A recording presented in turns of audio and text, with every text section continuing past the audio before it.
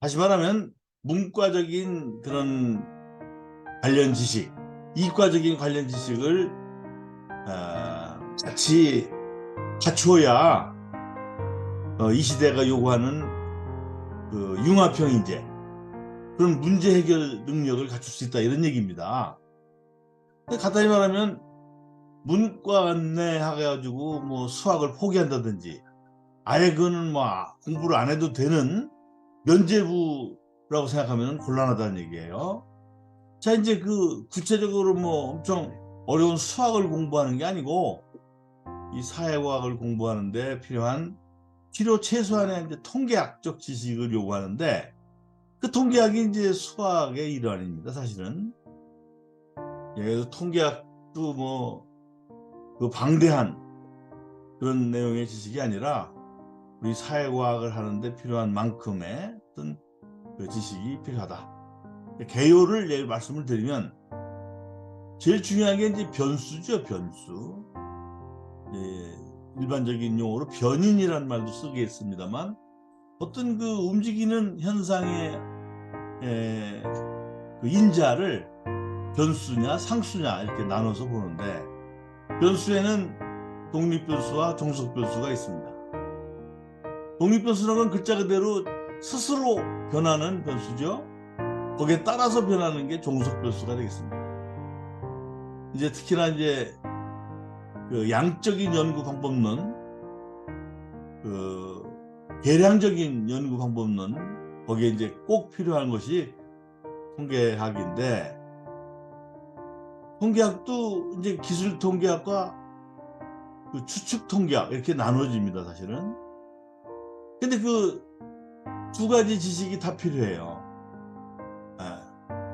통계적 추론이라고 하는 거는 구분의 정보, 표본의 정보로부터 모집단의 정보를 미루어 짐작하는 거라면, 우리가 이제 많은 데이터를 요즘 뭐 빅데이터 시대라고 하는데 분석을 해서 그거를 요약 정리하는 게 이제 기술 통계학이 되겠습니다.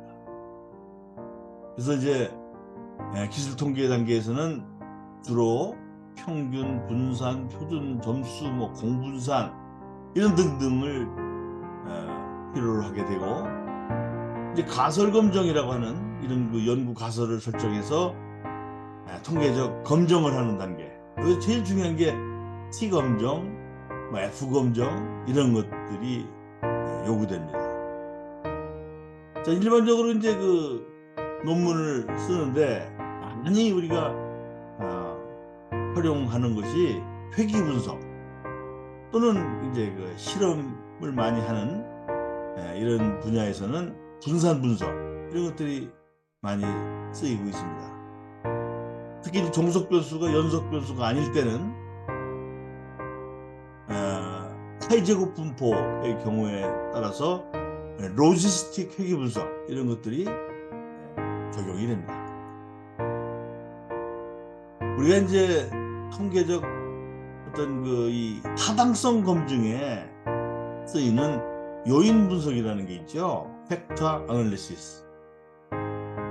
이제 우리가 그 통계학적 지식이다 그러면 뭐 그 수많은 통계학 텍스트를 다 섭렵해라는 얘기가 아니고, 우리가 연구 논문을 작성하는 데 필요로 하는 데이터 분석을 필요로 하는 그런 그 주로 우리 학부에서 배우는 컴퓨터 병영 통계, 뭐 엑셀이라든지 SPSS, 요즘은 R 랭귀지도 있습니다만, 이런 걸로 어떤 데이터를 처리해서 결과를 얻는 이런 정도의 통계학적 지식을 말합니다. 어려운 그 수리 통계학, 그런 그 전문적인 통계 지식이 요구되는 게 아니고요. 그래서 미리 지레 겁을 먹고 도전을 포기하는 그런 일이 있어서는 안 되겠습니다. 이제 특히 아까 말씀드렸듯이 우리 그 연구 어떤 그 조사 분석의 조사 방법의 일환으로서 본인의 연구의 어떤 그 타당성과 신뢰성 이런 걸 검증하는 단계가 필요한데, 그 타당성을 검증하는데 쓰이는 도구는 좀 전에 소개했던 요인 분석입니다. 팩터 애널리시스. 신뢰성을 분석하는데 필요한 것은 신뢰성 검증의 크롬바 알파 개수를 구해가지고 판단을 하게 되죠. 그리고 구체적으로 이제 그 통계 공부를 할 때 여러분들이 단계적으로 익히면 되겠습니다. 여기 지금 보이는 화면의 오른쪽 그 결과는 이 탐색적 요인 분석과 확인적 요인 분석의 결과를 나타내는 SPSS 분석표라고 볼 수 있습니다. 그럼 뭐가 다르냐? 지금 요인 3개가 지금 변수가 요거 사각형 모양으로 되어 있는 변수가 관측 변수고, 그거를 이렇게 그 공통 요인으로 묶어 놓은 것이 이 타원형으로 되어 있는 요인 1, 2, 3입니다. 그러니까 처음에 어떤 그 본인이 그 처음 시도하는 이전에 어떤 선행 연구가 없었던 이런 연구의 경우라면은 어떤 요인으로 이게 공통으로 묶이는지를 전례가 없으니까, 선행 연구가 없으니까 모든 요인이 조금씩 관련이 있다라고 가정을 하는 거죠. 그게 이제 탐색적 요인 분석이 되겠습니다. 그럼 연구 결과 이렇게 이제 요인 1, 2, 3로 이렇게 해가지고 보기 좋게 묶이는 분류되는 경우를 알 수가 있을 때, 이거 이제 확인적 요인 분석이라고 부릅니다. 실제로 이제 우리가 그 연구 방법에 쓰이는 분석 기법은 뭐 무수히 많습니다. 뭐 초급, 중급, 고급 이렇게 나누어 본다 그러면, 우리가 아까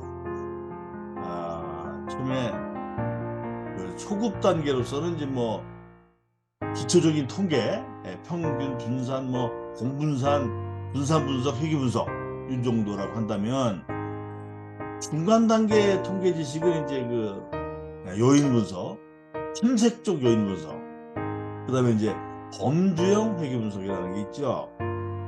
그 데이터가 연속형 데이터가 아니라 범주형 데이터, 카테고리컬 데이터의 경우 적용되는 게 이제 범주형 회귀 분석이 되겠습니다. 신뢰성 분석 이런 것들. 그다음에 이제 고급 단계에 가면은 이제 시계열 분석이라든지 뭐 메타 분석, 구조 방정식 및 이제 확인적 요인 분석, 그다음 여러 가지 사회 네트워크 분석, 뭐 생존 분석이라든지, 또는 그 뭐 진단 검사 메타 분석, 뭐 다층 구조 분석, 구조 방정식 모델. 좀 더 이제 깊이 들어가면은 베이지안 다층 구조 방정식, 베이지안 네트워크 메타 분석 뭐 등등 있습니다만, 그 아는 만큼 우리가 활용 수준이나 범위가 넓어지게 당연히 따르는 얘기가 되겠습니다. 그러니까 우리가 아는 만큼 보이는 거고, 아는 만큼 활용할 수 있는 겁니다. 자, 우리가 기초 단계에서 최소한도의 통계적 지식을 말할 때 기술 통계, 되게 이제 요즘 이공계 이과라면은 뭐 그 교양 과목, 교양 과정에서 통계학을 배우고, 빠른 경우에는 뭐 고등학교에서도 일부 조금 나옵니다만, 그런 기술 통계. 이제 그 수리 통계라는 것은 추정 검정에서 요구되는 부분의 정보로 전체 5집단의 정보를 미루어 추론하는 그런 통계가 추론 통계가 되겠습니다.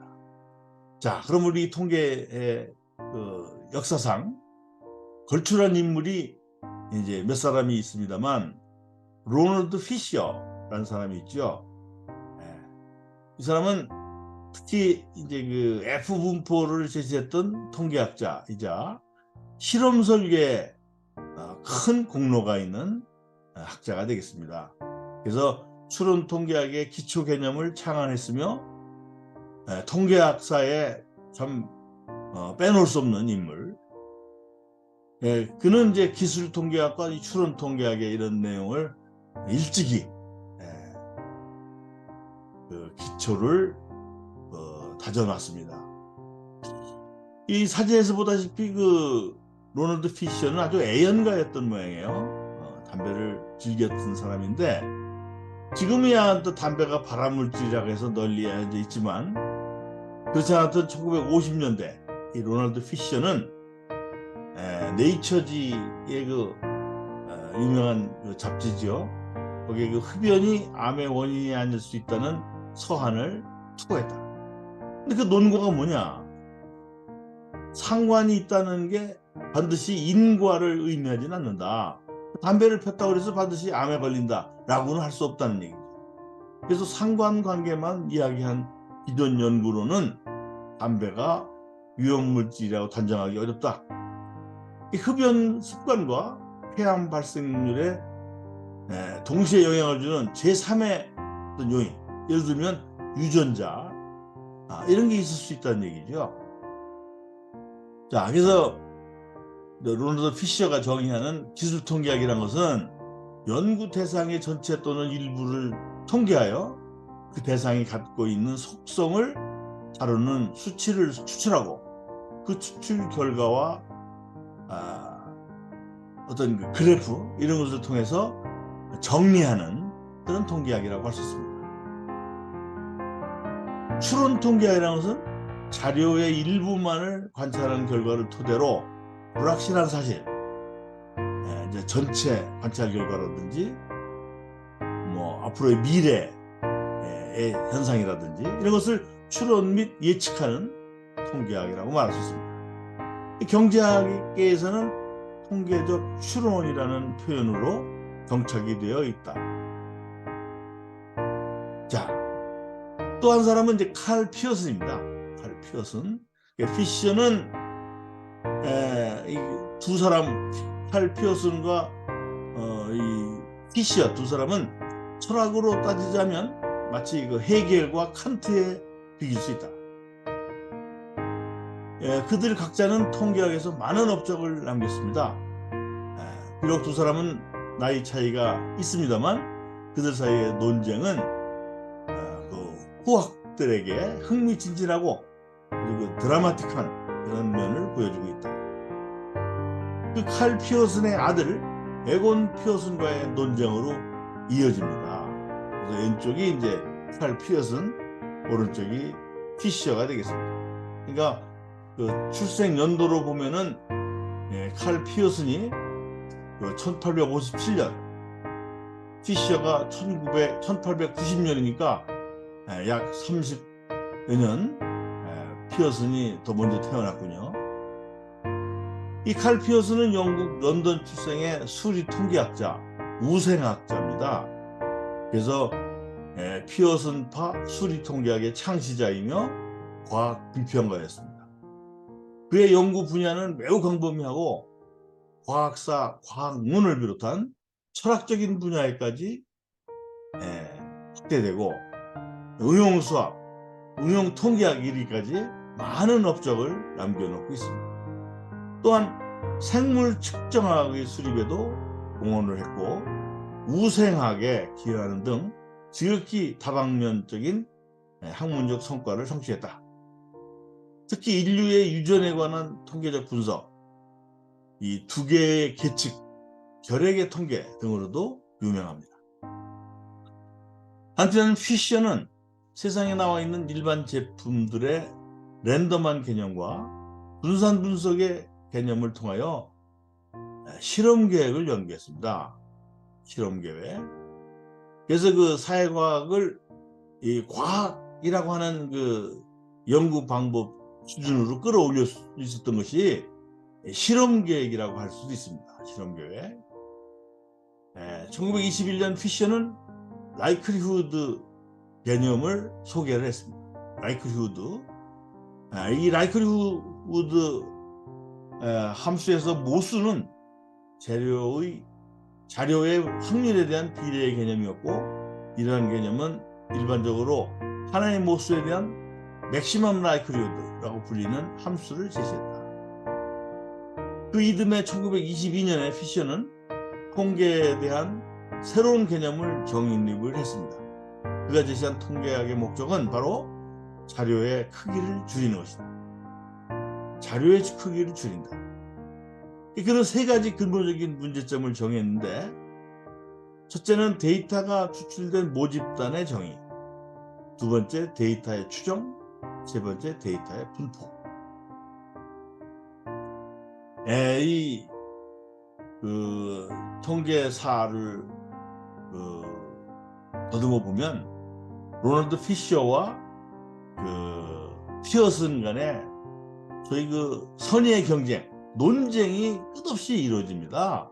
심지어 아까도 말씀드렸듯이 대를 물려서 2세까지 이르러서 논쟁이 이어진다. 이거는 무슨 스포츠 선수들의 어떤 경쟁과 마찬가지 선의의 경쟁이기 때문에 학술적인 발전에는 플러스적인 요인으로 작용을 했다고도 볼 수 있습니다. 자, 우리가 이제 통계학 공부를 하다 보면은 이 확률이란 말은 많이 나옵니다만, 조금 전에 설명했듯이 likelihood, 가능도라고 하는 용어도 많이 나옵니다. 가능도. 이걸 좀 간단히 개념만 한번 우리가 알고 넘어가야 되겠습니다. 확률이란 것은 익히 우리가 알고 있듯이 관측값 또는 관측 구간이 주어진 확률 분포 안에서 얼마만큼 나타날 수 있는가에 대한 값입니다. 그래서 이 확률이란 주어진 확률 분포를 고정시켜 놓은 뒤 관측치 또는 구간이 포함된 수치를 표현한 것이다. 오른쪽 그림에서 보시면 이게 정규 분포 곡선에서 이 고정된 확률 분포 곡선이죠. 그랬을 때 어느 구간, 무게가 20kg에서 30kg 사이일 확률을 하면은 요 구간의 면적이 되겠죠. 그게 확률이 되겠습니다. 자, 그러면 likelihood, 이 가능도 내지는 통계적 용어로 우도라는 말을 씁니다. 우도는 뭐냐?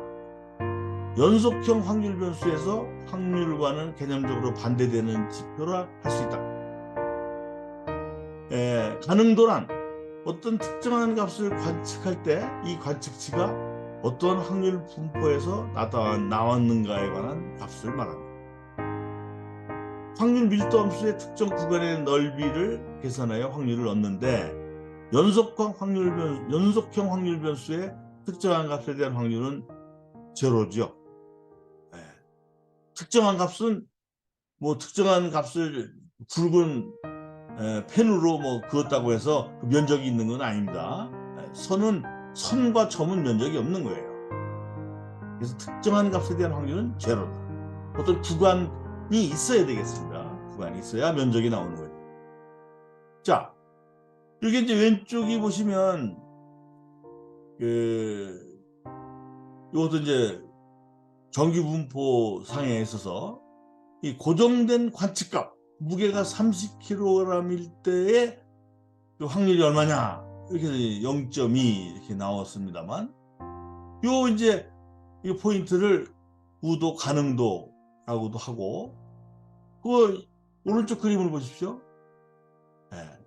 이게 이제 확률 분포가 이렇게 이동을 했다.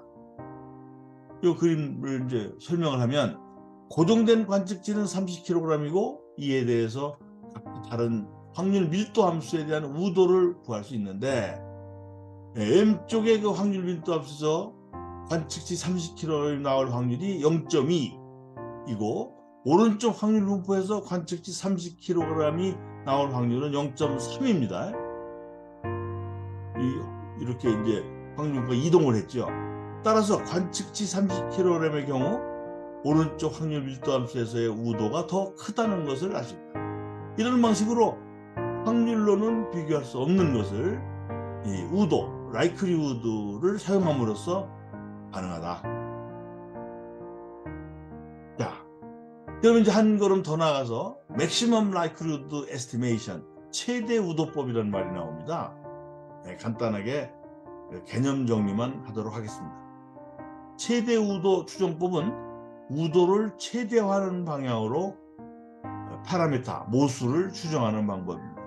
간단히 말하면 가정한 분포의 함수식을 이용하여 분포 데이터를 적용해서 우도를 구한다. 그러면 우도는 모수에 대한 함수식이 됩니다. 이 최대 우도법이라고 하는 것은 단어 그대로 우도, 라이클리후드를 최대화하는 지점을 찾는 것을 의미합니다. 즉 어떤 확률 변수에서 표집한 값들을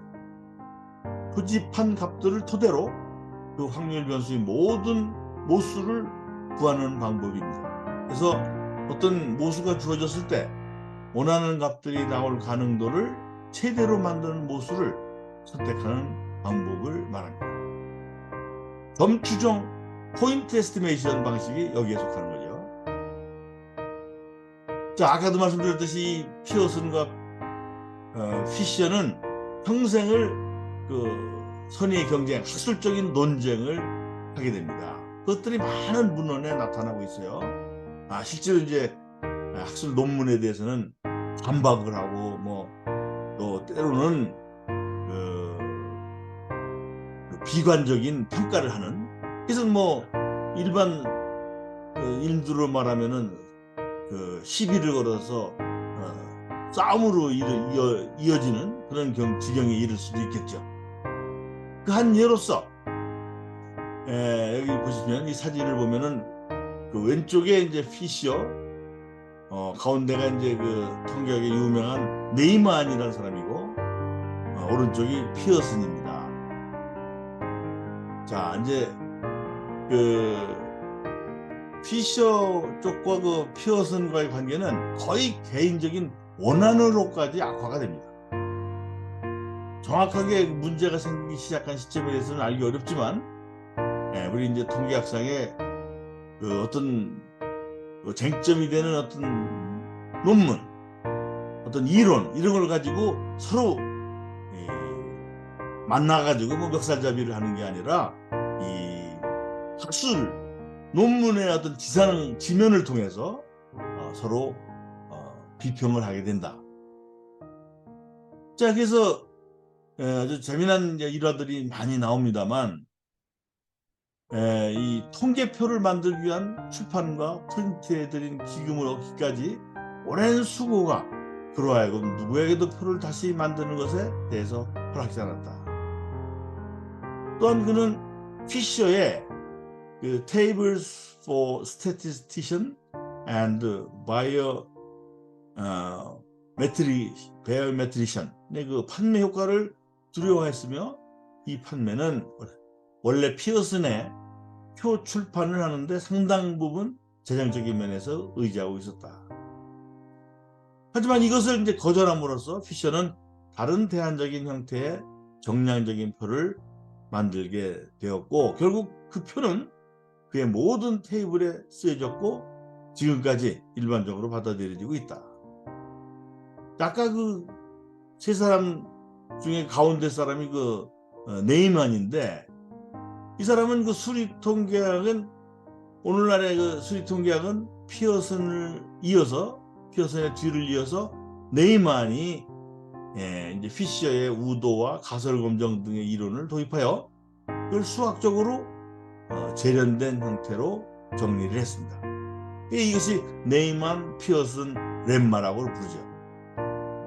이 네이만은 이제 유럽에서 활동을 하다가, 이게 처음에 통계학의 원조가 유전학입니다. 유전학, 생물학이죠. 거기서 이제 통계학이라는 독립된 학문으로 발전하게 된 계기가, 네이만이 미국으로 이주하여 버클리 대학에서 최초로 통계학과를 창설하게 됩니다.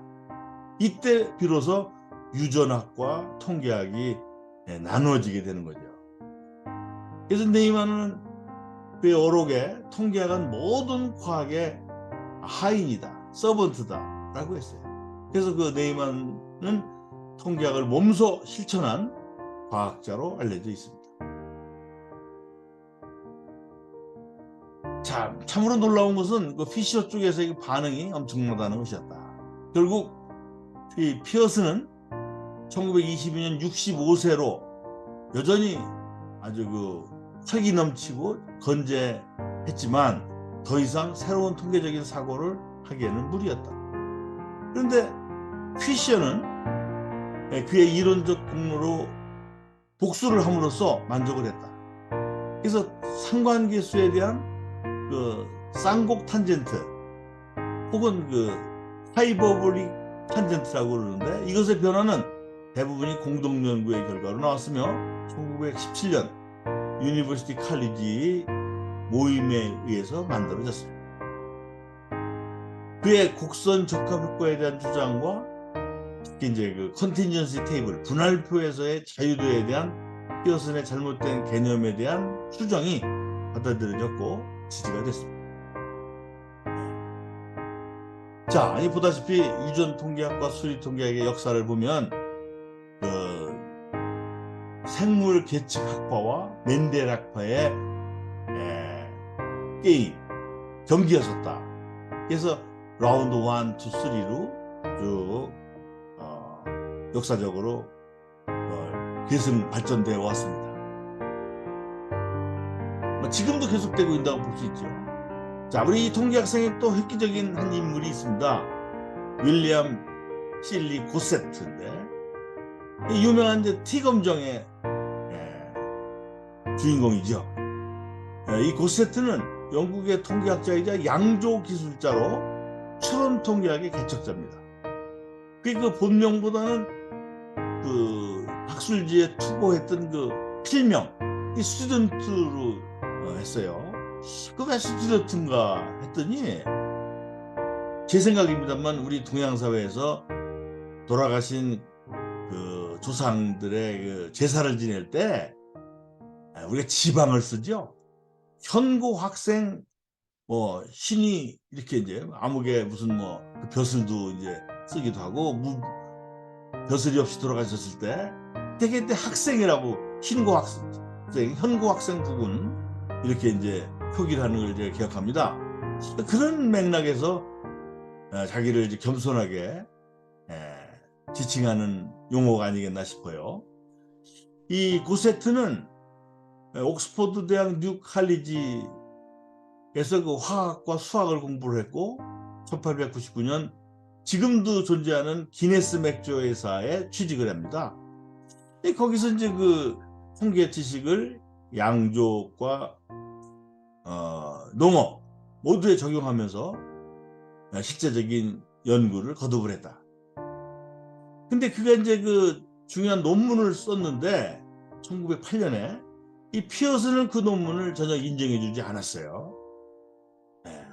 다시 이 사람의 논문은 이 작은 표본 문제가 됐습니다. 적어도 요즘 샘플 사이즈가 30개 이하를 소표본이라고 그럽니다만 소표본이면은 아무래도 그 모집단을 상당히